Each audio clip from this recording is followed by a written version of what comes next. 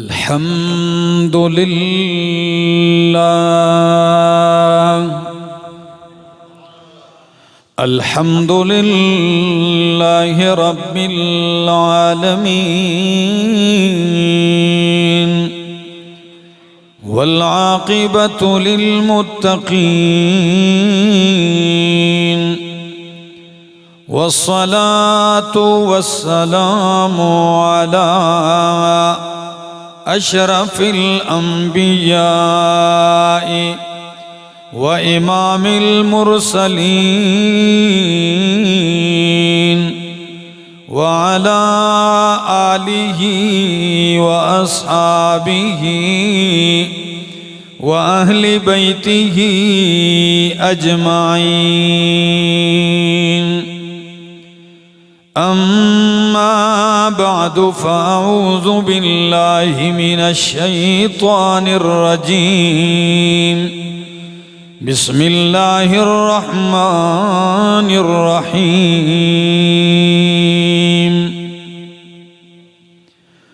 قل اللهم مالك الملك تؤتي الملك من تشاء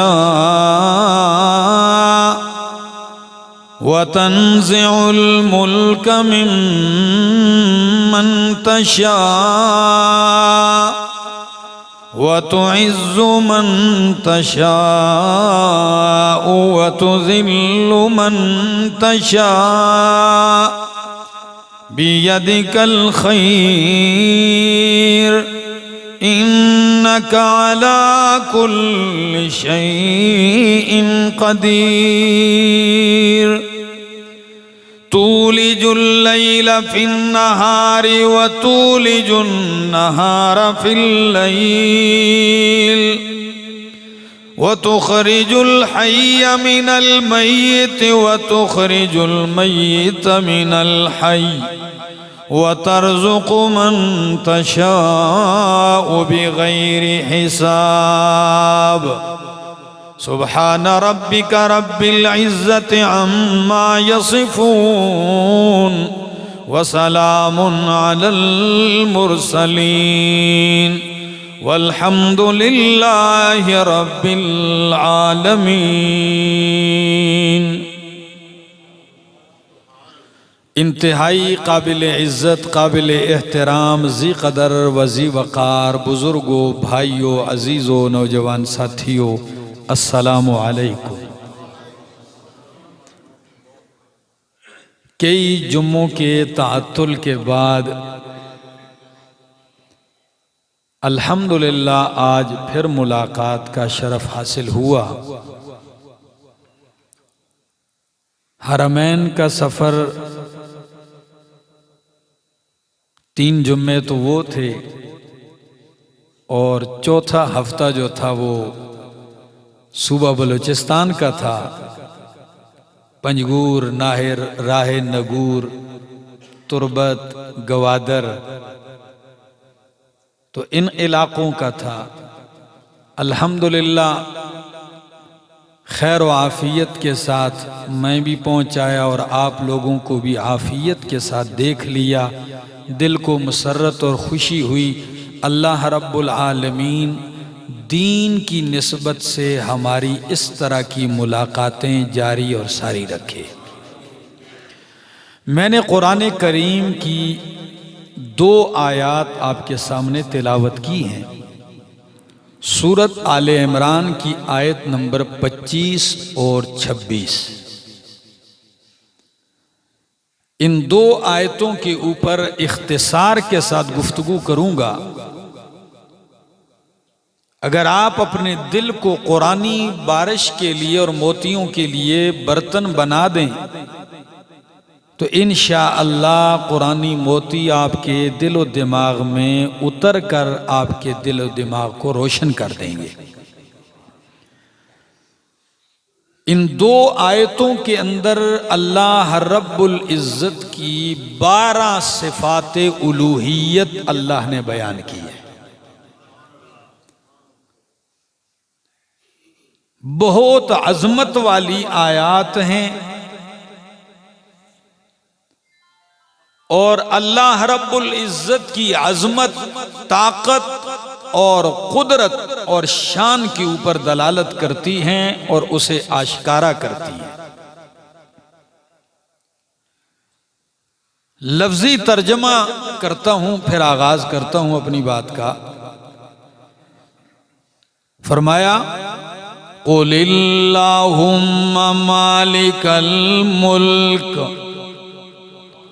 قل میرا پیغمبر کہہ دیجئے، اللہم اے اللہ، مالک الملک سارے ملک کے مالک، مالک الملک ساری سلطنت کے مالک، مالک الملک ساری بادشاہت کے مالک، تؤتی الملک من تشاء، تو دیتا ہے عطا کرتا ہے بادشاہی جسے چاہتا ہے، وَتَنزِعُ الْمُلْكَ مِمَّن تَشَاءُ، اور تو چھین لیتا ہے بادشاہی جس سے چاہتا ہے، وَتُعِزُّ مَن تَشَاءُ، اور تو عزت سے نوازتا ہے، عزت عطا کرتا ہے، من تشاء جسے تو چاہتا ہے، وَتُذِلُّ مَن تَشَاءُ، اور جسے چاہتا ہے ذلیل کر دیتا ہے، ذلت میں مبتلا کر دیتا ہے۔ بِيَدِكَ الْخَيْرِ،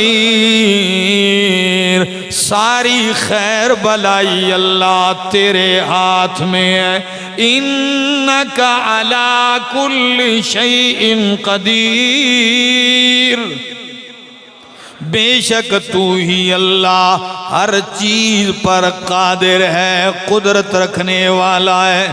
تولج اللیل فی النہار، تو داخل کرتا ہے رات کو دن میں، وَتُولِجُ النَّهَارَ فِي اللَّيْلِ، اور تو داخل کرتا ہے دن کو رات میں، وَتُخْرِجُ الْحَيَّ مِنَ الْمَيِّتِ، اور تو نکالتا ہے زندے کو من المیت مردے سے، وَتُخْرِجُ الْمَيِّتَ مِنَ الْحَيِّ، اور تو نکالتا ہے مردے کو زندہ سے، وَتَرْزُقُ مَن تَشَاءُ بِغَيْرِ حِسَابٍ، اور تو رزق دیتا ہے جس کو چاہتا ہے بغیر حساب، بے حساب، انگنت، بے شمار۔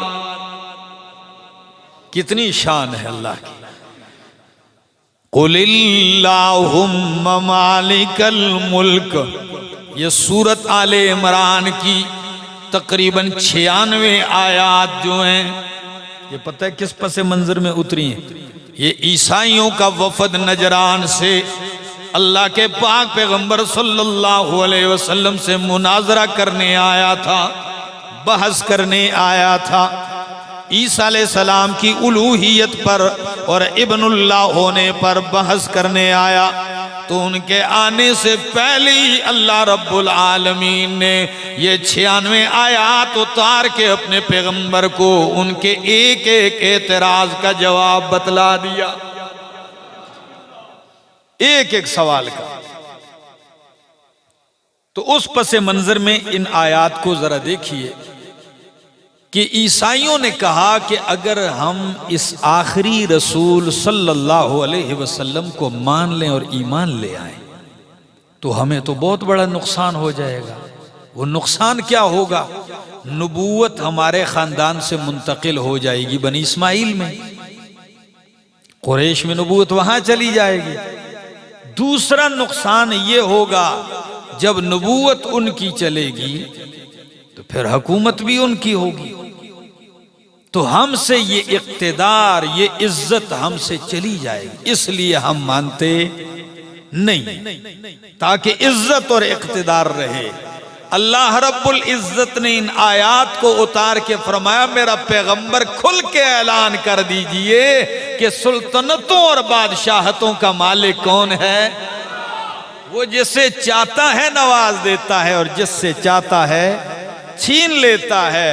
نبوت جسے چاہتا ہے دے دیتا ہے۔ یہ تمہاری مرضی پر منحصر کہ تم نہیں چاہو گے تو وہ نبی نہیں بنے گا۔ تمہارے چاہنے سے تھوڑے ہی نبی بنتے ہیں، نبی رب کے بنانے سے بنتے ہیں۔ اللہ اکبر۔ مفسرین کرام نے ایک اور بات بھی لکھی ہے یہاں اس کے نزول میں۔ ایک تو یہ پس منظر میں نے ذکر کیا، ایک دوسرا بھی دیکھ لیجئے۔ غزوہ خندق کے موقع پر جب خندق کی کھدائی جاری ہے تو بے سر و سامانی کا عالم ہے، دنیا کی ساری فوجیں مدینہ پر ٹوٹ پڑنے کے لیے تیار ہیں۔ سلمان فارسی رضی اللہ تعالیٰ عنہ کے مشورے سے خندق کھودی جا رہی ہے مدینہ کے باہر، تاکہ دشمن ایک دم اندر نہ آ سکے۔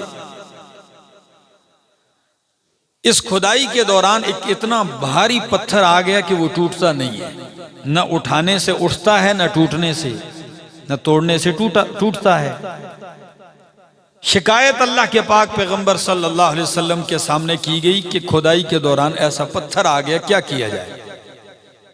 امام الانبیاء صلی اللہ علیہ وسلم خود تشریف لاتے ہیں اور کہتے ہیں کودال کہاں ہے؟ کہاں ہے کودال؟ فرمایا یہ ہے۔ آپ کودال لیتے ہیں اور جب آپ پہلی ضرب لگاتے ہیں تو پتھر ٹوٹ جاتا ہے اور اس سے ایسی چنگاری اٹھتی ہے کہ ساری فضا روشن ہو جاتی ہے، چمک اٹھتی ہے، اور جو ہی چمک اٹھتی ہے اللہ کے پاک پیغمبر فوراً اللہ کا نام بلند کر کے کہتے ہیں اللہ اکبر، اللہ اکبر کہہ کے کہتے ہیں کہ اللہ نے مجھے فارس کے محلات دکھا دیے ہیں۔ اس روشنی میں جب دوسری ضرب لگائی پھر چنگاری اٹھتی ہے، فرمایا اللہ نے مجھے یمن اور روم کے محلات دکھا دیے، یہ اللہ میری امت کو عطا کرے گا، میرے صحابہ کو۔ صحابہ کرام بھی اللہ اکبر کی صدا بلند کرتے ہیں۔ منافق ہر چیز کو غلط زاویے سے دیکھتا ہے تو وہ کہنے لگے عجیب لوگ ہیں، دفاع کا سامان نہیں خندق کھود رہے ہیں، کھانے کے لیے روٹی نہیں پیٹ پہ پتھر باندھے ہوئے ہیں، وجود ڈھانکنے کے لیے لباس تک پورا نہیں ہے، اور کیا دیکھ رہے ہیں؟ فارس اور روم جو دنیا کی سپر پاوریں اور طاقتیں ہیں ان کے محلات دیکھ رہے ہیں اور ان کو فتح کرنے کے خواب ان کو نظر آ رہے ہیں۔ استہزاء کرنے لگے۔ اللہ نے یہ آیتیں اتار کے اعلان کروا دیا۔ کیا اعلان؟ قُلِ اللَّهُمَّ مَالِكَ الْمُلْكَ، میرا پیغمبر قل اعلان کر دیجئے اللہم مالک الملک، ٹھیک ہے اے لوگو کہ آج یہ سلطنتیں، بادشاہتیں، قوتیں اور اقتدار ان کے پاس ہے، لیکن یہ تو میرے رب کے اختیار میں، جب چاہے گا چھین لے گا اور جسے چاہے گا عطا کر دے گا۔ قُلِ اللَّهُمَّ مَالِكَ الْمُلْكِ، قل کہہ دیجئے اللہم۔ آپ دعاؤں میں اکثر دیکھیں گے یہ لفظ، یہ کلمہ آپ کو ملے گا اللہم۔ کون سا جملہ؟ اب نماز میں پڑھیں اللہم ربنا آتنا فی الدنیا حسنا وفی الآخرت حسنا وقنا عذاب النار۔ اگر میں گرامر کے لحاظ سے اس پہ بحث کرنے لگ جاؤں کہ اللہم کس لفظ سے بنا ہے تو شاید بہت سارے لوگ ان کی سمجھ سے اوپر بات چلی جائے گی تو وہ سمجھ نہیں پائیں گے۔ میں آسان کر کے اس کی بات کرتا ہوں اور اس کی شان سنیے ذرا، اس جملے اور اس کلمے کی۔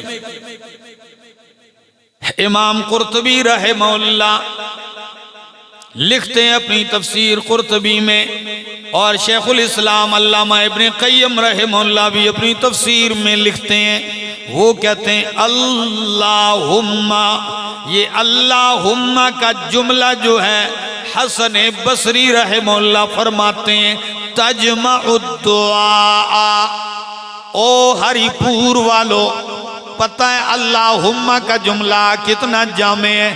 حضرت حسن بصری فرماتے ہیں اللہم تجمع الدعاء، کہ جب آپ اللہم کہہ کے اپنے رب کو پکارتے ہیں تو یہ لفظ اللہم ساری دعاؤں کو جمع کر لیتا ہے، اتنا جامع لفظ ہے تجمع الدعاء، یہ پوری دعاؤں کو کیا کر لیتا ہے، یہ جامع ترین لفظ ہے۔ اور اس کی جامعیت پہ علماء سلف صالحین مفسرین نے بہت کچھ لکھا ہے، ان میں سے ایک ہے ابو رجاء العطاردی رحمہ اللہ فرماتے ہیں ان المیم فی قولہ اللہم، کہ لفظ اللہم میں یہ جو میم مشدد ہے، اس میم مشدد کو لانے کا مقصد کیا ہے؟ وہ فرماتے ہیں فیہا 99 اسما من اسماء اللہ تعالی، لفظ اللہم میں اللہ کے 99 نام موجود ہیں، اتنا جامع لفظ ہے۔ اللہم میں اللہ کے 99 اسماء الحسنہ موجود ہیں۔ اور نظر بن شمیل یہ تابعین میں سے ہیں۔ امام قرطبی رحمہ اللہ ان کا قول نقل کر کے کہتے ہیں من قال اللہم، جس بندے نے دعا میں اپنے مالک کے سامنے التجا کرتے ہوئے یہ جملہ کہا اللہم اے اللہ، فرمایا تو فقد دعا بجمیع اسمائہ، تو سمجھ لے کہ اس نے اللہ کو پکارا ہے اللہ کے سارے ناموں کے ساتھ۔ فقد دعا اللہ بجمیع اسمائہ، تو گویا کہ اس نے اپنے اللہ کو اللہ کے سارے ناموں کے ساتھ پکارا۔ اتنا جامع ترین جملہ لا کے فرمایا قُلِ اللہم مالک الملک، اے اللہ مالک الملک، تو ہی مالک ہے الملک کا، صرف ملک نہیں کہا، الف لام لگا کے کہہ دیا کہ تو ہی ساری سلطنتوں کا مالک ہے، پوری دنیا سارے جہان دنیا اور آخرت کا مالک کون ہے؟ قُلِ اللہم مالک الملک، آپ کہیں گے ملک تو دنیا میں بڑے ہیں لیکن ان سارے ملکوں کا حقیقی مالک کون ہے؟ مالک الملک، اے سلطنتوں کے بادشاہ، اے مالک ملکوں کے بادشاہ، تُؤْتِي الْمُلْكَ مَن تَشَاءُ، جب تو بادشاہ ہے تو تو جسے چاہتا ہے ملک دیتا ہے، سلطنت دیتا ہے، بادشاہت دیتا ہے۔ علامہ عبد الماجد دریابادی رحمہ اللہ بڑا پیارا جملہ لکھتے ہیں، قربان جاؤں کتنا خوبصورت جملہ ہے۔ علامہ نیلوی شاہ صاحب رحمہ اللہ بھی انہی سے نقل کرتے ہیں۔ وہ فرماتے ہیں کہ پرانے دور سے ایک غلط عقیدہ چلا آ رہا ہے، اور وہ غلط عقیدہ یہ چلا آ رہا ہے کہ لوگوں کا نظریہ تھا کہ حاکم جو بادشاہ ہوتا ہے ملک کا، یہ اللہ کا مظہر ہوتا ہے، یعنی پورا الہ نہ بھی ہو تو یہ الہ آدھا الہ ہوتا ہے، نعوذ باللہ۔ اور یہی وجہ ہے کہ مصر کے فرعونوں کو لوگ کیا کرتے تھے؟ الہ سمجھ کے پوجا کرتے تھے۔ اور ہندوستان میں بھی راجے اور مہاراجے ان کو بھی اوتار سمجھا جاتا تھا۔ جاپان کے اندر بھی آج تک ان کے ایک حاکم اور بادشاہ کو ایسے ہی اوتار اور ایک الہ کے نظریے سے دیکھا جا رہا ہے۔ تو اللہ نے اس آیت میں سارے غلط عقیدوں پہ رد کر دیا کہ یہ بادشاہتیں، یہ حکومتیں، یہ اقتدار، یہ بھی میری باقی نعمتوں کی طرح ایک نعمت ہے، میں جسے چاہتا ہوں دے دیتا ہوں، جس سے چاہتا ہوں۔ یہ الوہیت کی صفت نہیں ہے کوئی بادشاہ دنیا میں بن جائے۔ مالک حقیقی کون ہے؟ قل اللہم مالک الملک، کہہ دیجئے اے بادشاہ سلطنتوں کے مالک، تؤتی الملک من تشاء، تو جسے چاہتا ہے سلطنت بادشاہت دیتا ہے، وتنزع الملک ممن تشاء، اور جس سے تو چاہتا ہے بادشاہت چھین لیتا ہے۔ سارا کچھ ہوتے ہوئے چھین کے بھی بتا دیتا ہے، کبھی بادشاہت پہ رکھ کے جوتے مروا دیتا ہے۔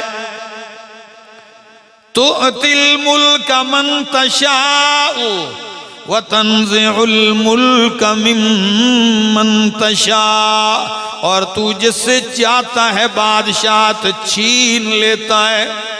یہ میرے سامنے اللہ کا قرآن ہے اور سورت کا نام سورت مائدہ ہے، اور اس کی آیت نمبر 17 ہے۔ قرآن پڑھنے لگا ہوں، اللہ کا قرآن کہتا ہے وَلِلَّهِ مُلْكُ السَّمَاوَاتِ وَالْأَرْضِ وَمَا بَيْنَهُمَا، وَلِلَّهِ مُلْكُ السَّمَاوَاتِ، جار مجرور کی تقدیم یہ حصر اور تخصیص کو پیدا کرتی ہے۔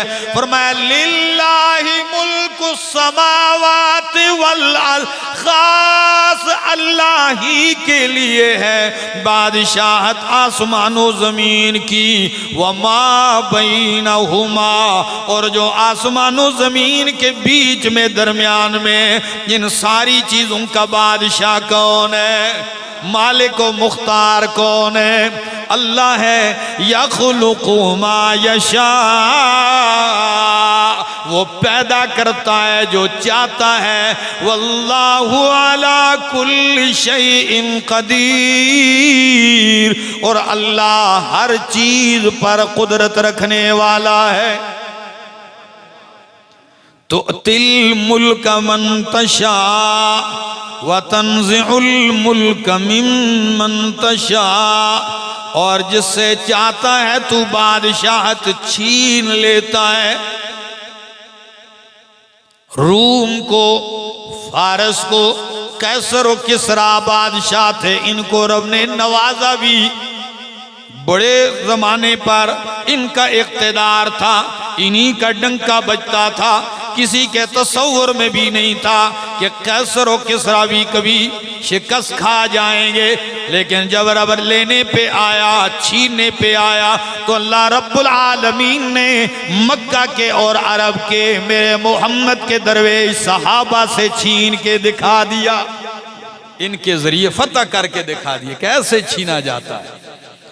جب ایران فتح ہوا تو ایک ایسا عجیب و غریب قسم کا قالین مسلمانوں کے ہاتھ لگا، اور علامہ شبلی نعمانی رحمہ اللہ اپنی کتاب الفاروق میں اس قالین کا، اس کارپٹ کا نام لکھتے ہیں کہ اس کا نام بھی اس کا نام بہار تھا۔ کیا نام تھا؟ فارسی لوگ تھے، اور آج تک آپ دیکھتے ہیں ایرانی قالین آج بھی بڑی قیمت رکھتے ہیں۔ تو انہوں نے قالین بنایا تھا، اور وہ قالین بہار اس کو کیوں کہتے تھے؟ اس کی بناوٹ ایسی تھی، جب ایرانی بادشاہ صحرا میں چلا جاتا اور موسم خزاں میں، تو خزاں کے موسم میں جب اس قالین کو بچھا دیتے، حد نگاہ تک وہ بچ جاتا، اور دور دور تک یوں لگتا تھا کہ خزاں نہیں بہار کا موسم ہے۔ قالین کا نام بہار رکھا۔ جب وہ فتح ہوا، مال غنیمت میں اللہ نے وہ مومنوں کے ہاتھ لگایا۔ مدینہ جب وہ قالین پہنچتا ہے، اہل ایمان دیکھتے ہیں، دھنگ رہ جاتے ہیں، یہ قالین بنا ہے کہ خزاں میں بہار بنا دے، بچھاؤ تو۔ جب یہ قالین آیا تو اب مشورہ لیا جا رہا ہے کیا کیا جائے اس قالین کا، ہے تو مال غنیمت میں، اس کا کریں کیا؟ کچھ نے کہا جی اس کو یوں ہی رکھتے ہیں، یہ مملکت کا ہو، یہ ایسے ہو۔ حضرت علی المرتضیٰ رضی اللہ تعالیٰ عنہ کھڑے تھے، فرمایا یا علی، اے علی رضی اللہ تعالیٰ آپ کی کیا رائے ہے؟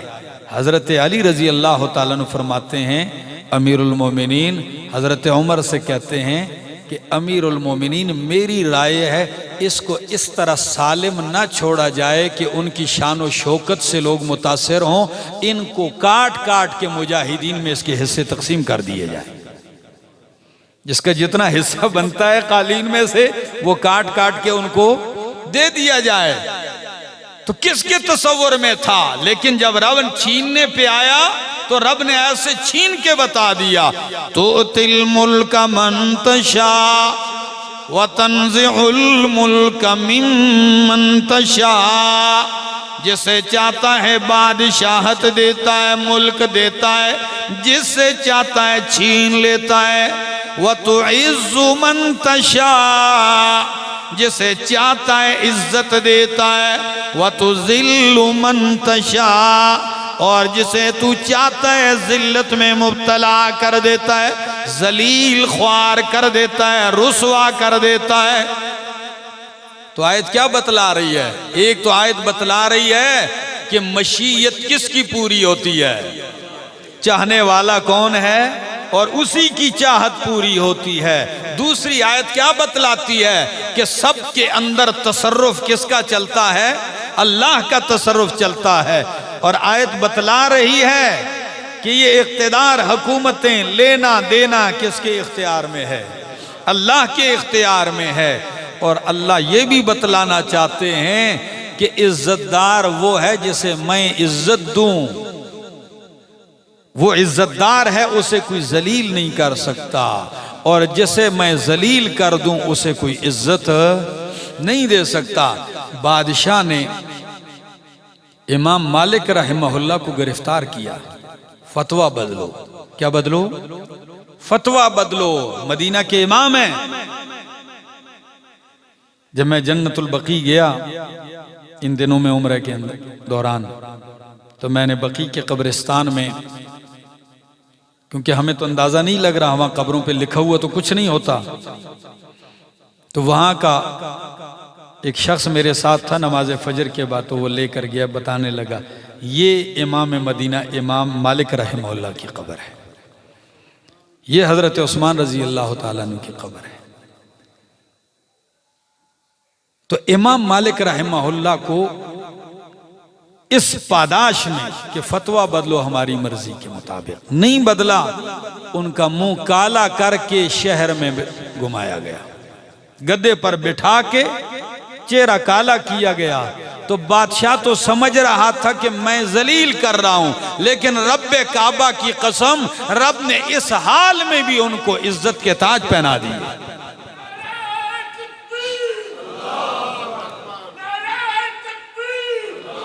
فرمایا تُؤْتِي الْمُلْكَ مَن تَشَاءُ وَتَنزِعُ الْمُلْكَ مِمَّن تَشَاءُ وَتُعِزُّ مَن تَشَاءُ وَتُذِلُّ مَن تَشَاءُ۔ عزت اللہ دیتا ہے، اس مالک کائنات میں، دنیا کے اندر اس نے عزت کے اسباب بنائے ہیں کہ جو بندہ ان اسباب کو اپنا لیتا ہے اللہ عزت عطا کر دیتا ہے۔ اللہ نبوت کو عزت دیتا ہے، کیوں؟ یہ رسالت کو عزت دیتا ہے، اور اللہ ایمان کو عزت دیتا ہے، ایمان والے کو عزت دیتا ہے۔ یہ اسباب عزت ہیں۔ ذرا دیکھیے، میں قرآن پڑھنے لگا ہوں، اللہ کا قرآن ہے میرے سامنے، سورۃ المنافقون۔ اللہ، سورہ منافقون کے اندر اللہ رب العزت کیا فرماتے ہیں؟ وَلِلَّهِ الْعِزَّةُ وَلِرَسُولِهِ وَلِلْمُؤْمِنِينَ۔ وَلِلَّهِ الْعِزَّةُ، آیت نمبر 8، وَلِلَّهِ الْعِزَّةُ، اللہ ہی کے لیے عزت ہے، یعنی اللہ ہی کے قبضہ قدرت میں ہے، اور اللہ جسے دیتا ہے تو ان کو عزت دار، وہی عزت دار ہوتے ہیں۔ تو للہ العزت، وَلِرَسُولِهِ وَلِلْمُؤْمِنِينَ۔ اللہ کے ہاں مومنین کیا ہے؟ عزت دار ہیں۔ اللہ کے ہاں اللہ کا رسول ساری کائنات سے بڑھ کر عزت والا ہے، اور اللہ جسے چاہتا ہے ذلیل کر دیتا ہے۔ یہ میرے سامنے اللہ کا قرآن ہے، اور سورت کا نام سورۃ الحج ہے، 17واں پارہ آیت نمبر 18۔ اللہ کا قرآن کیا کہتا ہے؟ ذرا لفظوں پہ غور کیجئے۔ اللہ فرمایا وَمَن يُهِنِ اللَّهُ اور جس کو اللہ ذلیل کر دے، جس کی اللہ اہانت کر دے، تو اس کو عزت دینے والا کوئی نہیں۔ وَمَن يُهِنِ اللَّهُ فَمَا لَهُ مِن مُكْرِمٍ، جسے اللہ ذلیل اور رسوا کر دے، فَمَا لَهُ مِن مُكْرِمٍ، تو اس کو کوئی اکرام عزت دینے والا نہیں ہے۔ ان اللہ یفعل ما یشاء، بے شک اللہ کرتا ہے ما یشاء، جو چاہتا ہے اسی کی چاہت پوری ہوتی ہے، اسی کی مرضی پوری ہوتی ہے۔ ہاں وہ نہ چاہے، ساری دنیا چاہ کے بھی کچھ کر نہیں سکتی، اور جب وہ چاہے پوری دنیا نہ چاہے پھر بھی ہو جاتا ہے۔ مثلا اللہ کا قرآن 29واں پارہ، سورت کا نام سورت دہر ہے، آیت نمبر 30 ہے۔ اللہ کا قرآن کہتا ہے وَمَا تَشَاءُونَ إِلَّا أَن يَشَاءَ اللَّهُ، وَمَا تَشَاءُونَ إِلَّا أَن يَشَاءَ اللَّهُ، اور تم نہیں چاہو گے، نہیں چاہ سکتے، إِلَّا أَن يَشَاءَ اللَّهُ، مگر یہ کہ کون چاہے؟ اللہ ہی چاہے۔ اللہ اکبر۔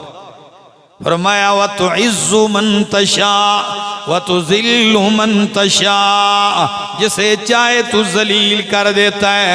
بِيَدِكَ الْخَيْرُ، بِيَدِكَ الْخَيْرُ، اللہ ساری خیر تیرے ہی ہاتھ میں ہے۔ خیر کس کے ہاتھ میں ہے؟ تو اب یہاں مفسرین فرماتے ہیں کہ خیر اور شر دونوں کس کے ہاتھ میں ہیں؟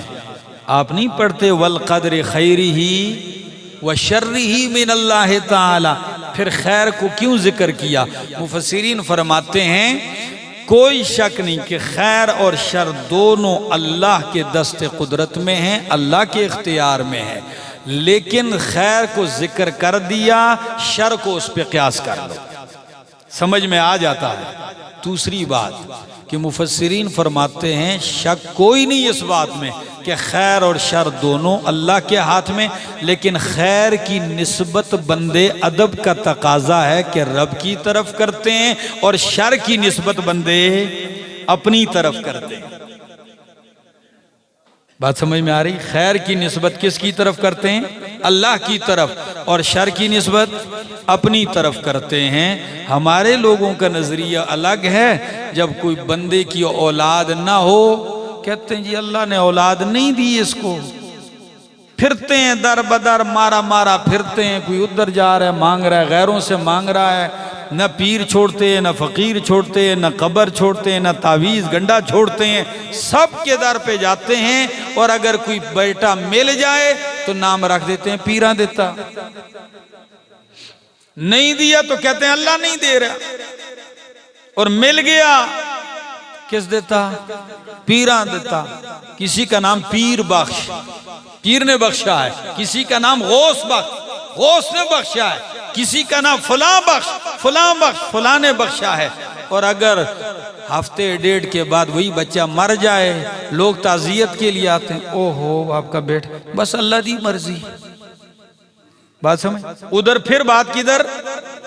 ہاں نہیں دیا تو اللہ نہیں دے رہا تھا، پیر نے دے دیا ہے، اور مار کس نے دیا ہے؟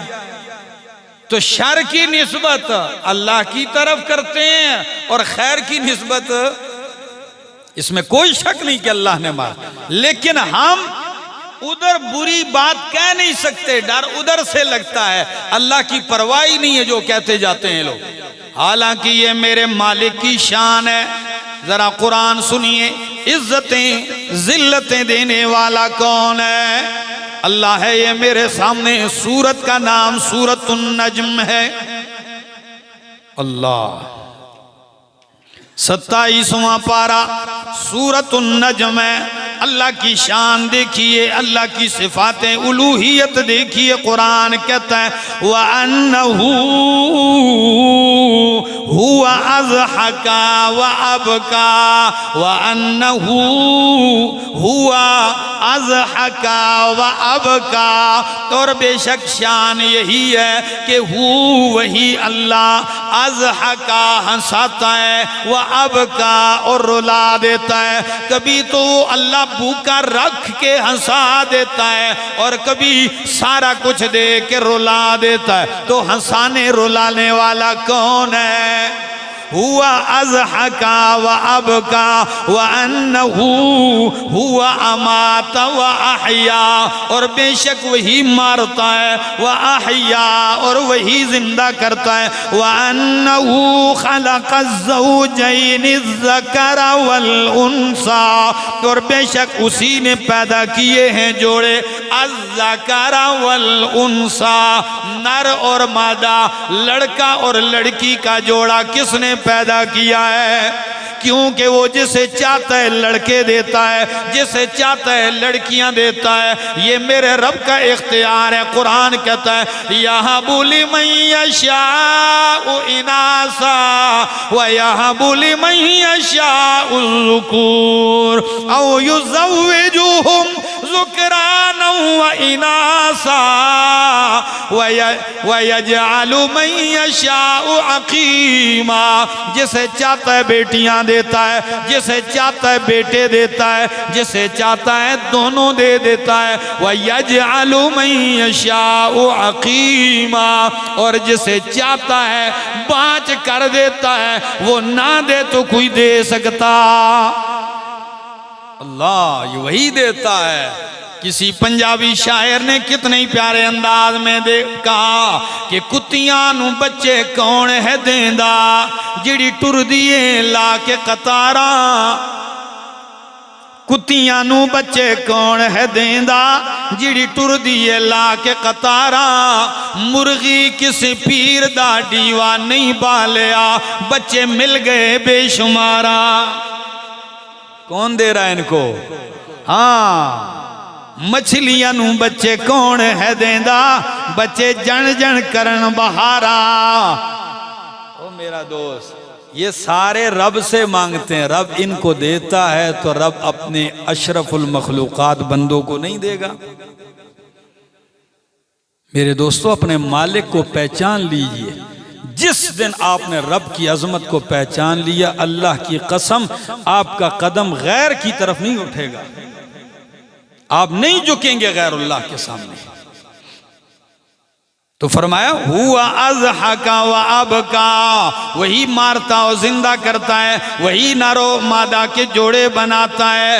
فرمایا وَأَنَّهُ هُوَ أَغْنَى وَأَقْنَى، وہی غنی کرتا ہے، ہوا اغنا وَأَقْنَى، وہی غنی مالدار کرتا ہے، وَأَقْنَى وہی فقیر کر دیتا ہے۔ جب چاہتا ہے تو بادشاہ کو گدا بنا دیتا ہے، اور جب چاہتا ہے تو گدا کو بادشاہ بنا دیتا ہے۔ اللہ، یہ شان میرے مالک کی ہے۔ تُؤْتِي الْمُلْكَ مَن تَشَاءُ وَتَنزِعُ الْمُلْكَ مِمَّن تَشَاءُ وَتُعِزُّ مَن تَشَاءُ وَتُذِلُّ مَن تَشَاءُ بِيَدِكَ الْخَيْرُ، تیرے ہی ہاتھ میں ساری خیر ہے۔ کیوں؟ إِنَّكَ عَلَى كُلِّ شَيْءٍ قَدِيرٌ، اللہ تو ہر چیز پہ قادر ہے، قدرت رکھنے والا ہے۔ تُولِجُ اللَّيْلَ اللیل فی النہار، تو ہی داخل کرتا ہے رات کو دن میں، وتولج النہار فی اللیل، اور تو ہی داخل کرتا ہے دن کو رات میں۔ تیری شان ہے، کسی بندے کی طاقت اور بس کی بات نہیں، کسی مخلوق کی بس کی بات نہیں۔ جب رات کو دن میں داخل کر دیتا ہے تو دن 14 15 16 گھنٹے لمبا ہو جاتا ہے، اور جب دن کو رات میں داخل کر دیتا ہے تو دن چھوٹا اور راتیں لمبی ہو جاتی ہیں۔ آج کل دیکھ لو راتیں لمبی۔ سردیوں کی راتوں میں دو فائدے تو ضرور ہیں جی، رب بہت سارے جانتے ہیں، لیکن ایک یہ ہے کہ نیند پوری ہو جاتی ہے، اور دوسرا یہ ہے کہ تہجد پڑھنے کا شوق رکھنے والوں کے لیے تہجد کے لیے اٹھنا آسان ہو جاتا ہے۔ اگر کوئی بندہ اپنے آپ کو عادی بنانا چاہے تو اس موسم میں وہ عادی بن جاتا ہے، نیند پوری ہوتی ہے، پڑھنے لگتا ہے تو آہستہ آہستہ روٹین بن جاتی ہے، پھر گرمیوں میں بھی اس کے لیے کوئی مشکل نہیں ہوتی۔ تو تولج اللیل فی النہار وتولج النہار فی اللیل وتخرج الحی من المیت، اور تو ہی نکالتا ہے زندہ کو مردہ سے، زندہ کو مردہ سے نکالتا ہے۔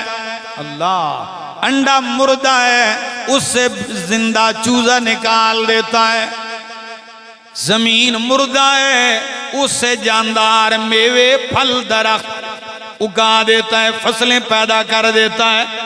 اللہ، تخرج الحی من المیت، پانی کا قطرہ مردہ ہے اس سے زندہ انسان پیدا کر دیتا ہے۔ تخرج الحی، تو نکالتا ہے زندے کو مردہ سے، وتخرج المیت من الحی، اور تو ہی نکالتا ہے مردے کو زندہ سے۔ جاہل سے عالم کو پیدا کرنے والا، عالم سے جاہل کو پیدا کرنے والا، مومن سے کافر کو پیدا کرنے والا، اور کافر سے مومن کو پیدا کرنے والا اللہ ہے۔ نوح علیہ السلام پیغمبر ہیں، بیٹا کیا ہے؟ کنعان کافر ہے۔ آزر بت فروش ہے، بت پرست ہے، بت تراش ہے، اور بیٹا اللہ کا خلیل ہے۔ فرمایا تخرج الحی من المیت وتخرج المیت من الحی وترزق من تشاء بغیر حساب، اور تو رزق دیتا ہے، روزی دیتا ہے جسے چاہے بغیر حساب، بے حساب۔ یہ بغیر حساب کے کچھ مطلب ہیں، وہ ذرا سمجھنے کی کوشش کیجئے۔ پہلا مطلب، تو جسے چاہتا ہے روزی دے دیتا ہے بغیر حساب، یعنی عطا بھی کر دیتا ہے، نواز بھی دیتا ہے، اور کل حساب بھی نہیں لے گا۔ روزی دے بھی دی ہے وافر، اور کل حساب بھی نہیں لے گا۔ حضرت سلیمان علیہ السلام کو کتنا نوازا، اور کل جنت میں بغیر حساب کے کیا کریں گے؟ جائیں گے، کیونکہ اللہ کے نبی ہیں۔ تو ایک مطلب تو دیتا بھی ہے اور حساب نہ لے، تیری مرضی ہے، بغیر حساب کے۔ اور دوسرا مطلب وَتَرْزُقُ مَن تَشَاءُ بِغَيْرِ حِسَاب، تو دیتا ہے روزی جیسے چاہتا ہے بغیر شمار کے، بے حساب، یعنی گننے میں نہیں آتا اس کا مال، بے حساب دے دیتا ہے۔ اور قرآن کہتا بھی ہے وَإِن تَعُدُّوا نِعْمَةَ اللَّهِ لَا تُحْصُوهَا، اگر تم اللہ کی نعمتوں کو شمار کرنا چاہو تو ان کا احاطہ، تو یہ بے شمار انگنت ہوئے کہ نہ ہوئے؟ دو مطلب۔ تیسرا مطلب بھی سمجھ لیجئے، وَتَرْزُقُ مَن تَشَاءُ بِغَيْرِ حِسَاب، کہ تو روزی دیتا ہے اپنے بندوں کو ان کے اعمال کے حساب سے نہیں دیتا، ان کے اعمال کے حساب سے کہ جتنے وہ اعمال کرتے ہیں اتنی روزی دیتا ہے؟ نہیں، بغیر حساب، عمل کچھ بھی نہیں کر رہا، رب روزی پھر بھی نہیں بند کر رہا، رب پھر بھی دے رہا ہے۔ اللہ وَتَرْزُقُ مَن تَشَاءُ بِغَيْرِ حِساب، تو آیت بتلا رہی ہے جیسے بھی دیتا ہے، دینے والا کون ہے؟ اللہ ہے، اسی سے روزی مانگو، اسی کے سامنے التجائیں کرو۔ آیت کا ترجمہ اور تفسیر پڑھی، آیت کی فضیلت بھی ذرا سن لیجئے۔ حضرت معاذ بن جبل رضی اللہ تعالیٰ عنہ جمعہ کی نماز کے لیے نہیں آ سکے، نبی پاک صلی اللہ علیہ وسلم نے پوچھ لیا معاذ حاضر نہیں تھے آپ؟ فرمایا اللہ کے رسول صلی اللہ علیہ وسلم ایک یہودی کا مجھ پہ قرض تھا، میں ایک یہودی کا مقروض تھا، وہ دروازے پہ کھڑا تھا اور اس نے مجھے روکے رکھا، میں نہیں آ سکا۔ تو پتہ ہے نبی علیہ السلام نے فرمایا یا معاذ، اے معاذ، الا اعلمک دعاء، کیا میں تجھے ایسی دعا نہ بتلاؤں کہ تو جب دعا کرے اس کے ذریعے تدعو بھی لو کان علیک مثل جبل احد دینا، اگر تیرے اوپر احد پہاڑ جتنا بھی قرض ہو تو لَأَدَّاهُ اللَّهُ عَنْكَ، اللہ تیرا احد پہاڑ جتنا قرض بھی ادا کر دے گا۔ ایسی دعا نہ بتلاؤں جو احد پہاڑ جتنا قرض بھی ادا ہو جائے گا اسے؟ فرمایا جی ضرور، کیوں نہیں بتلائیے؟ فرمایا قل یا معاذ، اے معاذ یہ کہہ اللہم مالک الملک تؤتی الملک من تشاء وتنزع الملک ممن تشاء وتعز من تشاء وتذل من تشاء بیدک الخیر انک علی کل شیء قدیر۔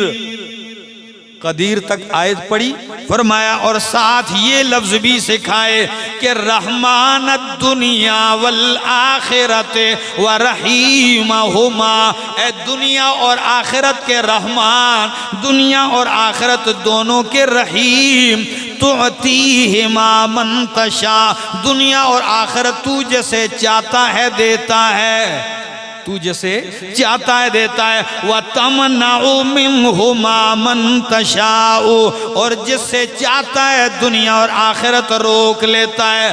تو میری التجا ہے ارحمنی رحمتاً تغنینی بہا، اللہ اکبر، اللہ تو مجھ پہ ایسی رحمت کر دے کہ تغنینی بہا، تو اس رحمت کے ذریعے مجھے غنی کر دے، بے پرواہ کر دے، عن رحمت من سوا کا، ان لوگوں کی رحمت سے جو تیرے سوا ہیں۔ اللہ اپنی رحمت کے سوا باقی سب کی رحمتوں سے مجھے مستغنی کر دے کہ میں کسی کی مہربانی کا محتاج ہی، صرف تیری مہربانی کا محتاج ہوں۔ فرمائے یہ الفاظ پڑھ لیا کر، اللہ تیرے سارے قرضے کا بندوبست کر دے گا۔ ایک یہ دعا، ویسے ہی لوگ پوچھتے رہتے ہیں تو چلو میں ایک اور بھی بتا دیتا ہوں۔ ترمذی کی حدیث، یہ جو میں نے پڑھی ہے امام قرطبی نے بھی اس کو نقل کیا ہے اور امام طبرانی نے بھی نقل کیا ہے، علامہ منذری اسے نقل کر کے ترغیب و ترہیب میں کہتے ہیں سندہ جید، اس کی سند کھری ہے۔ تو ایک یہ ہے اور ایک ترمذی کی حدیث، حضرت علی المرتضیٰ رضی اللہ تعالیٰ عنہ بتلاتے ہیں کہ اگر ایک شخص آیا ان کے پاس، کہا جی میں غلام ہوں، میرے آقا نے مجھے لکھ کر دیا ہے کہ اتنے پیسے ادا کر تو کیا ہے؟ آزاد ہے، میرے پاس تو کچھ بھی نہیں۔ تو حضرت علی المرتضیٰ رضی اللہ تعالیٰ نے فرمایا کیا میں تجھے وہ کلمات نہ بتلاؤں جو رسول اللہ صلی اللہ علیہ وسلم نے مجھے بتلائیں، تو پڑھے تو اللہ تیرا پہاڑوں جیسا قرض بھی ادا کر دے؟ فرمایا ضرور بتلائیے۔ نبی علیہ السلام نے حضرت علی المرتضیٰ رضی اللہ عنہ نے فرمایا یہ پڑھا کر اللہم اکفینی بحلالک عن حرامک وَأَغْنِنِي بِفَضْلِكَ عَمَّنْ سِوَاكَ۔ اکثر کو یہ کلمات یاد بھی ہوں گے، مطلب سمجھ، اللہم اکفینی بحلالک عن حرامک، اللہ اپنے حلال کے ذریعے میری کفایت کر دے اور حرام سے مجھے بچا لے، وَأَغْنِنِي بِفَضْلِكَ عَمَّنْ سِوَاكَ، اللہ مجھے اپنے سوا باقی مخلوق سے اپنے فضل کے ساتھ بے پرواہ کر دے۔ اللہ مجھ پہ ایسا فضل کر مجھے کسی کی پرواہ نہ رہے، کسی کا محتاج نہ رہوں۔ تو یہ الفاظ، اور کبھی وقت ملا تو انشاءاللہ ایک دوسری دعا بھی ہے، صحیح حدیث سے ثابت ہے، وہ بھی بتا دوں گا کسی موقع پر۔ تو یہ میں نے آپ کے سامنے ان دو آیتوں پہ اختصار سے گفتگو کی ہے۔ اللہ سے دعا ہے اللہ عمل کی توفیق عطا فرمائے۔